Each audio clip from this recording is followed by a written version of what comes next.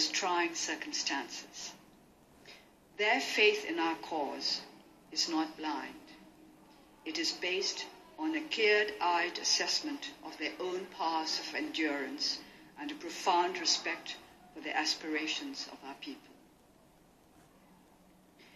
It is because of recent changes in my country that I am with you today. And these changes have come about because of you and other lovers of freedom and justice who contributed towards a global awareness of our situation. Before continuing to speak of my country, may I speak out for our prisoners of conscience. There still remain such prisoners in Burma. It is to be feared that because the best-known detainees have been released, the remainder, the unknown ones, will be forgotten. I'm standing here because I was once a prisoner of conscience. As you look at me and listen to me, please remember the often repeated truth that one prisoner of conscience is one too many. Those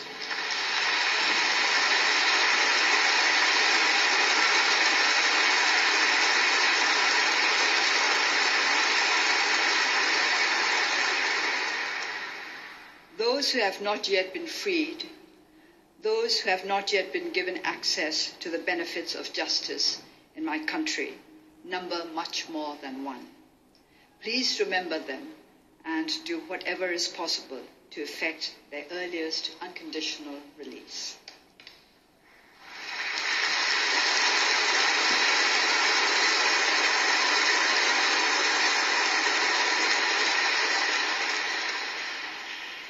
Burma is a country of many ethnic nationalities, and faith in its future can be founded only on a true spirit of union.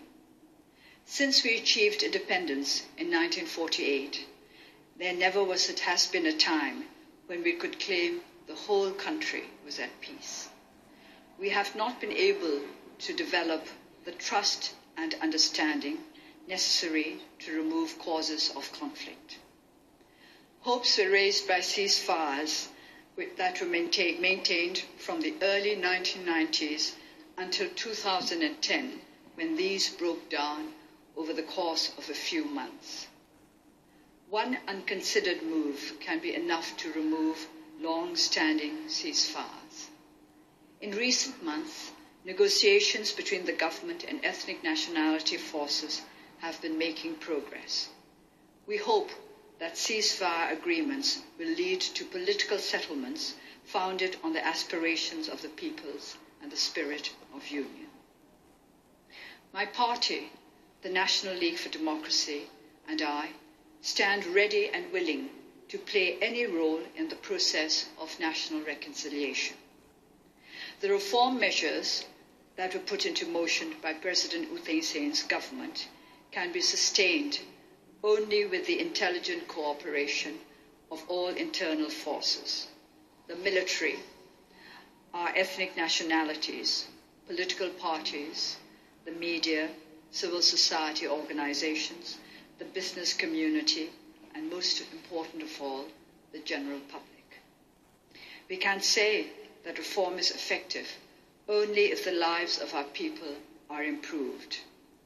And in this regard, the international community has a vital role to play. Development and humanitarian aid, bilateral agreements and investments should be coordinated and calibrated to ensure that these will promote social, political, and economic growth that is balanced and sustainable. The potential of our countries is enormous. This should be nurtured and developed to create not just a more prosperous, but also a more harmonious, democratic society where our people can live in peace, security, and freedom. The peace of our world is indivisible. As long as negative forces are getting the better of positive forces anywhere, we are all at risk. It may be questioned whether all negative forces could ever be removed? The simple answer is no. It is in human nature to contain both the positive and the negative. However, it is also within human capability to work to reinforce the positive and to minimize or neutralize the negative. Absolute peace in our world is an unattainable goal, but it is one towards which we must continue to journey, our eyes fixed on it as a traveler in a desert fixes his eyes on the one guiding star that will lead him to salvation. Even if we do not achieve perfect peace on earth, because perfect peace is not of this earth, common endeavors to gain peace will unite individuals and nations in trust and friendship and help us to make our human community safer and kinder. I use the word kinder after careful deliberation. I might say the careful deliberation of many years. Of the sweets of adversity, and let me say that they are not numerous, I have found the sweetest, the most precious of all, is the lesson I learned on the value of kindness. Every kindness I received, small or big, convinced me that there could never be enough of it in our world. To be kind is to respond with sensitivity and human warmth to the hopes and needs of others. Even the briefest touch of kindness can lighten a heavy heart. Kindness can change the lives of people. Norway has shown an exemplary kindness in providing a home for the displaced of this earth, offering sanctuary to those who have been cut loose from the moorings of security and freedom in their native lands. They are refugees from all parts of the world. When I was at the My La refugee camp in Thailand recently, I met dedicated people who were striving daily to make the lives of the inmates as free from hardship as possible. They spoke of their concerns over donor fatigue, which could also be translated as compassion fatigue. Compassion fatigue, donor fatigue expresses itself precisely in the reduction of funding. Compassion fatigue expresses itself less obviously in the reduction of concern. One is the consequence of the other. Can we afford to indulge in compassion fatigue? Is the cost of meeting the needs of refugees greater than the cost that would be consequent on turning an indifferent, if not a blind eye on their suffering? I appeal to donors the world over to fulfill the needs of these people who are in search, often it must seem to them in vain, of refuge. At My La, I had valuable discussions with Thai officials responsible for the administration of Tak province, where this and many other camps are situated.